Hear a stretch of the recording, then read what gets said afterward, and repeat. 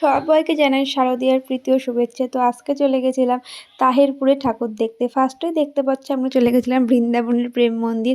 এই প্যান্ডেলটাও খুব সুন্দর হয়েছিল। তারপরে মাকে তো সব জায়গায় সুন্দরই লাগে, এখানের প্রতিমাটাও বেশ সুন্দর হয়েছিল। তারপরে এখান থেকে আমরা ঠাকুর দেখতে চলে যাই আর অন্য একটা ক্লাবে, যেখানে এক মাঠে দুটো পুজো হয়। রাস্তায় লাইটিংগুলো কি ভালো লাগছিল।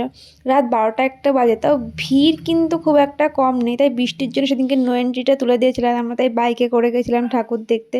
তো এখানে এই প্যান্ডেলটা করেছিল, এই প্যান্ডেলটা ঠাকুর দেখে আমরা চলে যাই। এই মাঠে একটা বড় পুজো হয়, এখানে করেছিল দীঘার জগন্নাথ মন্দির, এটা সম্মেলনী ক্লাব।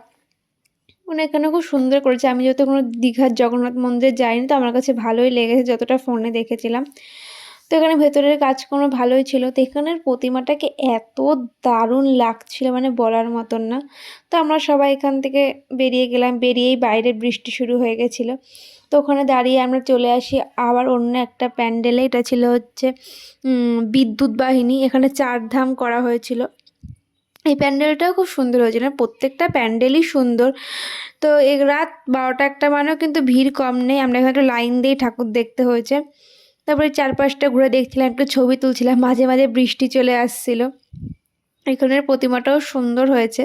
তারপরে এখান থেকে ঠাকুর দিকে কমপ্লিট হয়েছে আমরা তাহিরপুরের মোস্ট ভাইরাল অগ্নিশিখা ক্লাবে, যেখানে গঙ্গা আরতি তৈরি করা হচ্ছিলো। এই জন্য এখানে ভিড়টা একটু বেশি। এখানেও আমরা লাইন দিয়ে ঠাকুর দেখেছি, যেহেতু সবাই এই আরতির ভিডিও করছিল, তো লাইন দিয়ে ঠাকুর দেখতে হচ্ছিলো। এখানে ভিআইপি গেটের ব্যবস্থাও ছিল, বাট আমরা ভিআইপি গেটে যাইনি, আমরা সাধারণ লাইন টেনে ঠাকুর দেখেছি।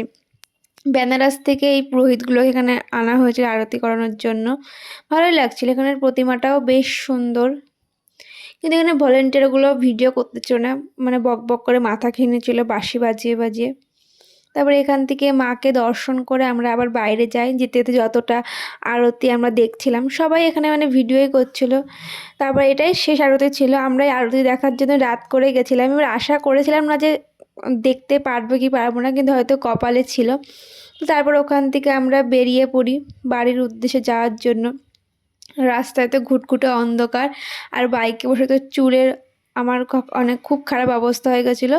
তো আজকের ভিডিওটা এই পর্যন্তই। তোমাদের যদি ভালো লেগে থাকে তাহলে ভিডিওটাতে অবশ্যই like, comment, share and subscribe করে যেও। টাটা।